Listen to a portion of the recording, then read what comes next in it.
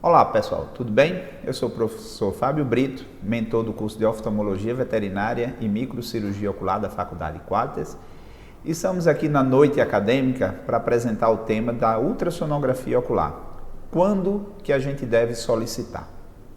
Então nós vamos falar um pouco rapidamente, de quais são as situações clínicas onde o clínico geral, onde o oftalmologista, onde o ultrassonografista vai se deparar com situações em que o uso do ultrassom passa a ser uma ferramenta aliada para tanto no diagnóstico daquela patologia como no diagnóstico complementar, no exame complementar, para que a gente feche um diagnóstico mais preciso, Então, antes de a gente falar especificamente sobre as patologias, vamos falar um pouco do ultrassom, para quem não está familiarizado, e quem está familiarizado, relembrar. A gente tem a sonda do modo B, nós temos sondas de alta frequência e nós temos sondas de baixa frequência. Aquelas sondas de alta frequência, a gente tem um comprimento de onda mais curto, um pequeno poder de penetração, e aí vai ter uma maior profundidade e com isso uma melhor resolução. Os de baixa frequência, a gente tem um comprimento de onda mais longo, com isso um grande poder de penetração, uma menor profundidade e, consequentemente, uma pior resolução. Então, isso é importante quando a gente está naquelas sondas, vendo quanto megahertz a gente vai precisar utilizar naquela sonda. Hoje, a maioria dos aparelhos são multifrequenciais, Então, a gente tem ali a partir de 7,5 até 12, 13,5. Então, isso facilita para que a gente possa estar manejando essa frequência durante o nosso exame. Via de regra, no modo A, a gente usa aí uma sonda de 8 MHz, e aí eu vou falar mais à frente para vocês especificamente do modo A. Mas a gente...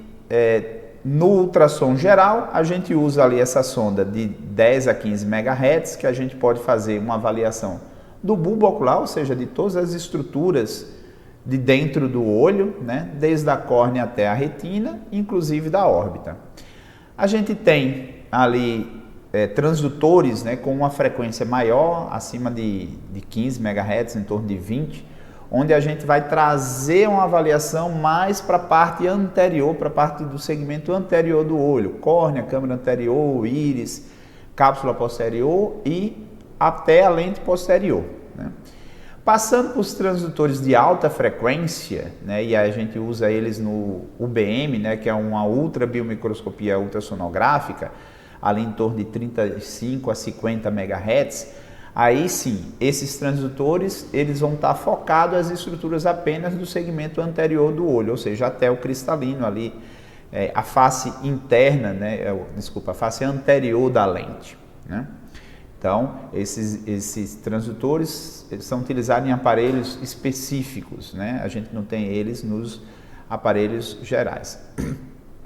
E para avaliar a córnea especificamente, aí a gente tem os transdutores de 100 MHz. Bem, com relação ao modo, como eu falei para vocês, a gente tem o modo A, que esse modo A ele traz picos de onda em determinadas estruturas e com isso a gente faz uma ecobiometria dessas estruturas, e a gente tem o modo B, onde a gente faz uma análise morfológica e topográfica, ou seja, a gente avalia se aquelas estruturas estão anatomicamente posicionadas e se existe alguma patologia nelas. Os aparelhos de ultrassom geral, eles não apresentam modo A, e aí só os aparelhos de ultrassom oftálmico, mas a gente tem muitos aparelhos de ultrassom geral que tem uma função Doppler, que ajuda a gente em outras situações.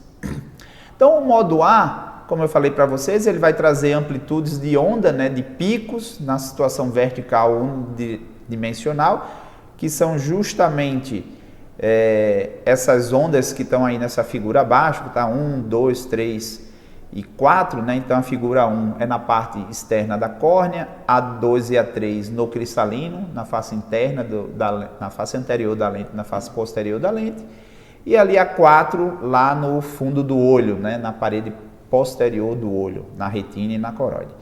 Então, através desses picos de onda, a gente consegue fazer biometria dessas estruturas, né? Então, aqui mais uma imagem, onde tem os picos, né? Nessa imagem da esquerda aí, a gente observando o primeiro pico na córnea, o segundo ali na cápsula anterior, o terceiro na cápsula posterior e o quarto na parede posterior do olho, na retina coroide e esclera, né?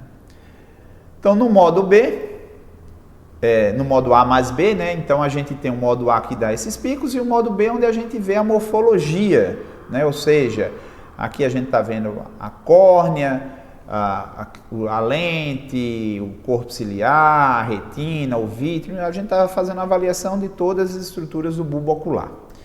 A gente tem o modo B com Doppler, né?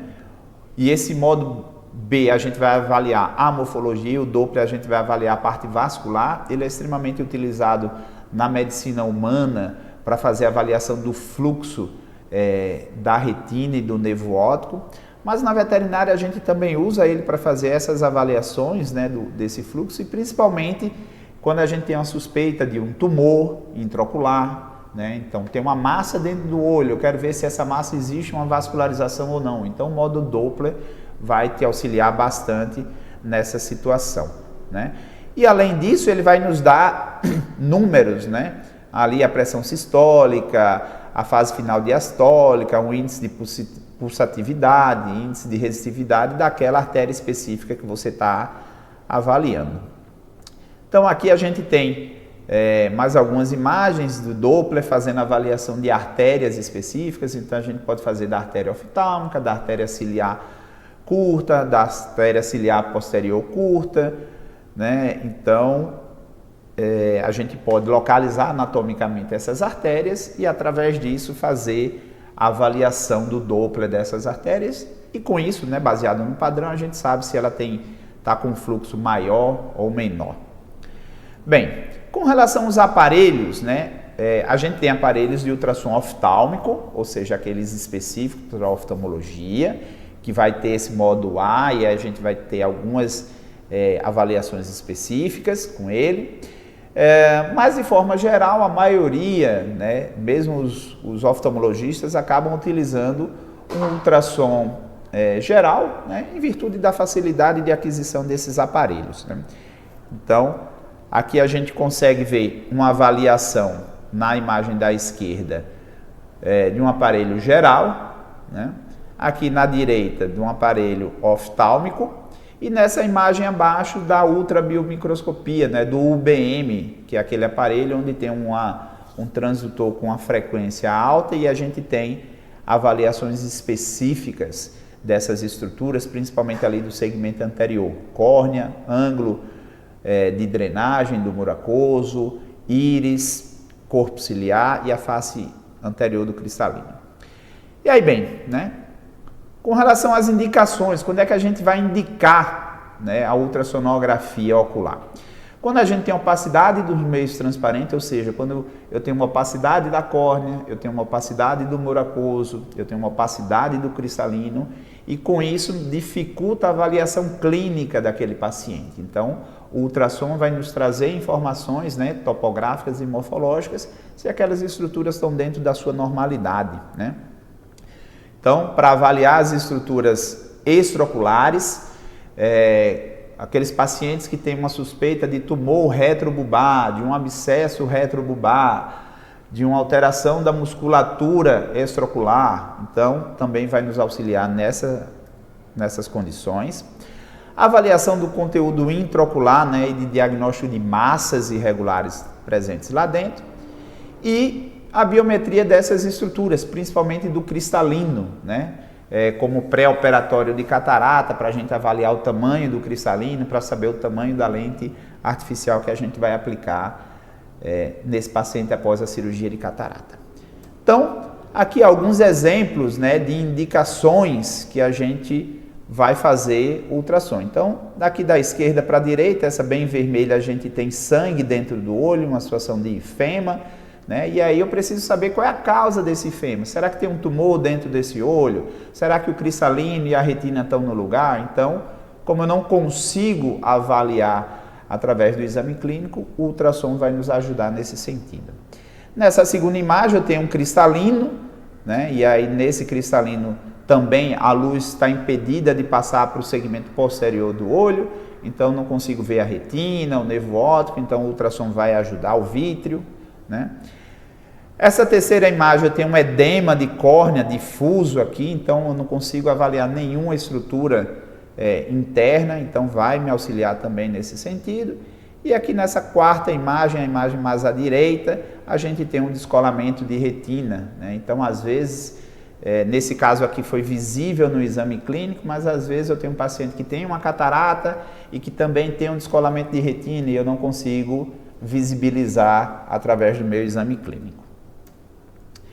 Então, a atenção aqui com relação às contraindicações nessa solicitação, né? Então, paciente que tem úlcera de córnea ou que tem perfuração ocular está contraindicado, né, a ultrassonografia, porque eu vou precisar tocar com um transdutor no olho do meu paciente, né? Então, está contraindicado nesse sentido, tendo em vista que o exame dele, né, eu vou precisar colocar, como está na imagem aí, o transdutor em contato com o olho. Então, não vou fazer isso no paciente que tem uma úlcera ou um olho perfurado.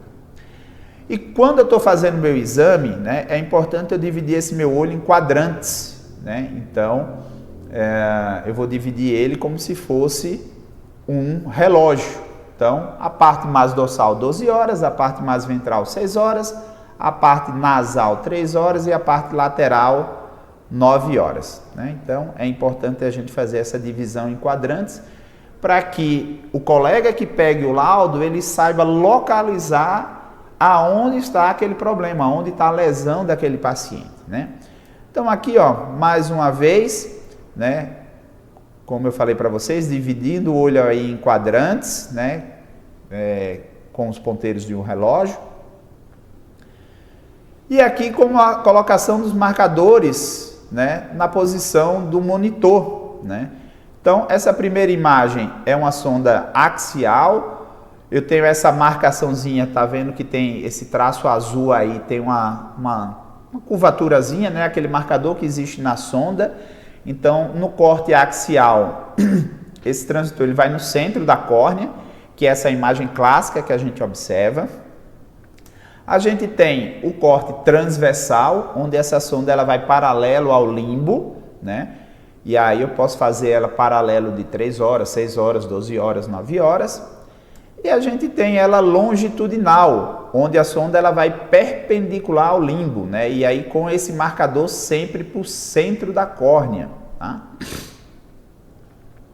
E obviamente, quanto mais corte eu fizer, mais preciso vai ser meu exame, né? Tendo em vista que muitas vezes só com corte axial eu não consigo localizar onde está essa lesão.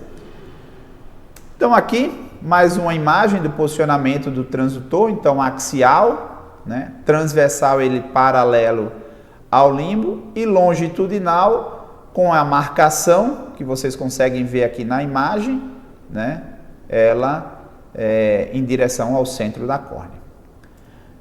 Então, ó, aqui é uma imagem, né, de um corte axial, onde eu vejo, obviamente, o olho num corte axial. Então, eu estou vendo na parte mais superior a córnea, depois o humor aquoso, né? Aqui à esquerda tem um pouco de artefato, né? Uma reverberação, corpo ciliar, um cristalino que está opacificado, um vítreo que está opacificado, lá nessa porção posterior, aqui nessa imagem mais hiperecóica, o disco óptico, né? E a parede posterior. Então, eu estou vendo que tem uma alteração aqui nesse vítreo, eu preciso localizar ele. Então, é comum a gente fazer outros cortes, né? Então, aí, ó, corte de 3 horas, corte de 6 horas, corte de 9 horas, 12 horas.